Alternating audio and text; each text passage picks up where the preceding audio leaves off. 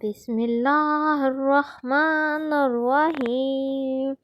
ایک مرتبہ حضرت عمر رضی اللہ عنہ آپ صلی اللہ علیہ وسلم کے پاس روتے ہوئے آئے۔ آپ صلی اللہ علیہ وسلم نے اس سے رونے کی وجہ پوچھی تو عرض کیا، یا رسول اللہ صلی اللہ علیہ وسلم، باہر ایک نوجوان رو رہا ہے جس نے میرا دل جلا دیا ہے۔ فرمایا، عمر، اسے اندر لے کر آؤ۔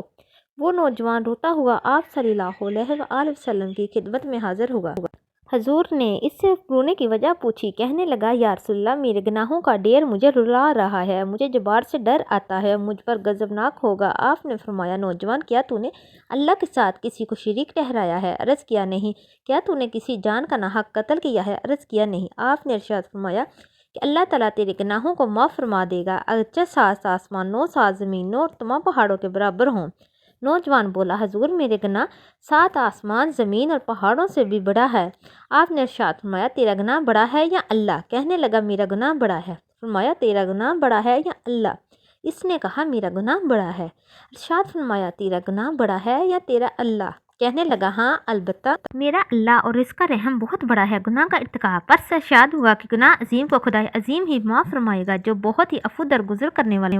پھر فرمایا، ذرا اپنا گناہ تو بتا۔ اس نے عرض کیا، یا رسول اللہ صلی اللہ علیہ وسلم، مجھے آپ سے حیا آتی ہے۔ آپ نے پھر پوچھا، کہنے لگا، میں کفن چور تھا اور 7 سال تک یہی پیشے اختیار کیا۔ ایک دفعہ انصار کی ایک لڑکی فوت ہوئی، میں نے اس کی قبر کھود دی، کفن اتار کر چل دیا۔ ابھی تھوڑا دور ہی گیا تھا کہ شیطان نے مجھ پر غلبہ پایا، میں نے لوٹ کر اس پر مجامت کر لی۔ ابھی میں قبر سے نکل کر تھوڑی ہی دور گیا تھا، کیا دیکھتا ہوں لڑکی کھڑی ہو کر پکار رہی ہے اور کہہ رہی ہے کہ اے نوجوان، تجھے قیامت کے دن جزا و سزا دینے والے سے حیا نہیں آتی؟ جس وقت وہ اپنی کرسی فیصلے کے لیے رکھے گا اور ظلم سے مظلوم کا بدلہ دلوائے گا، تو مرنے والے کے مجمع میں مجھے ننگا کر کے چل دیا ہے، میرے اللہ کے روبرو مجھے با حالت جنابت حاضر ہونے پر مجبور کیا ہے۔ یہ سنتے ہی حضور صلی اللہ علیہ وسلم اچھل کھڑے ہوئے اور اس کی گردن پر ایک تھپڑ رسید کیا۔ فرمایا کہ فاسق، تم بس آگ کے لائق ہی ہے، دفع ہو یہاں سے۔ توبہ۔